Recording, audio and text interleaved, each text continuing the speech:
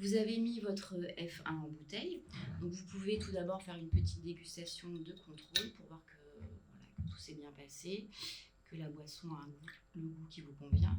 Vous avez d'ailleurs donc une petite vidéo tuto plus spécialisée sur la dégustation que vous allez retrouver dans la page Mes ressources. Donc là, je goûte ma boisson. Elle est correcte. Alors, en fonction, en fait, donc maintenant, on va pouvoir procéder à ce qu'on va appeler la fermentation F2. Donc, soit la boisson vous convient, vous la trouvez ni trop sucrée, ni pas assez, vous la trouvez suffisamment pétillante, et donc vous pouvez directement la boire et la conserver au frigo. Soit vous trouvez qu'elle est trop sucrée, parce que le temps de fermentation F1 était peut-être un peu court, soit vous la trouvez pas assez pétillante, et à ce moment-là, donc vous pouvez faire une fermentation F2. C'est-à-dire que vous allez donc conserver votre bouteille fermée à température ambiante pendant 24, 48 ou jusqu'à 72 heures. Ça va permettre donc de diminuer le taux de sucre, parce que les micro-organismes qui sont présents donc dans la boisson vont continuer à consommer ce sucre, et ça va également vous permettre d'obtenir une boisson plus pétillante.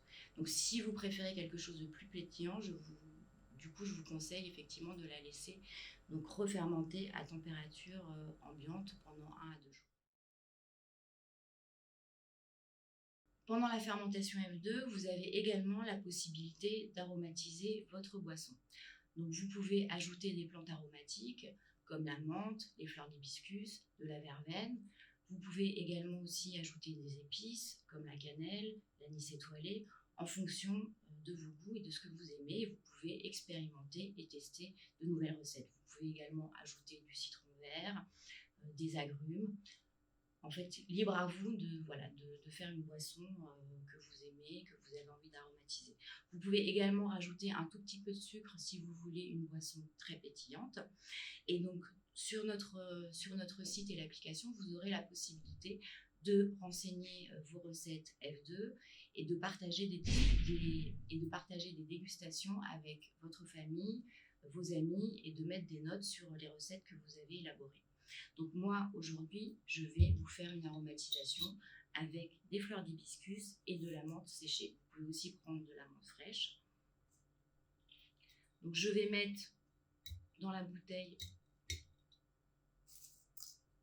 4 fleurs d'hibiscus.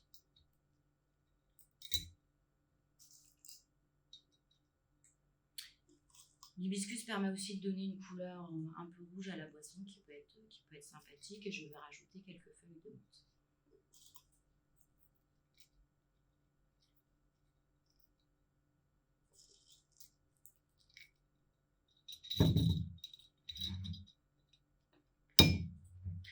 Donc une fois que vous avez rajouté vos aromates, et vous laissez votre boisson à température ambiante pendant 24 heures, 48 heures ou plus. Donc amusez-vous pendant cette étape d'aromatisation F2, parce que là vous êtes libre de faire ce que vous voulez, et nous avons hâte de découvrir vos recettes sur notre site Kéfir Ensemble.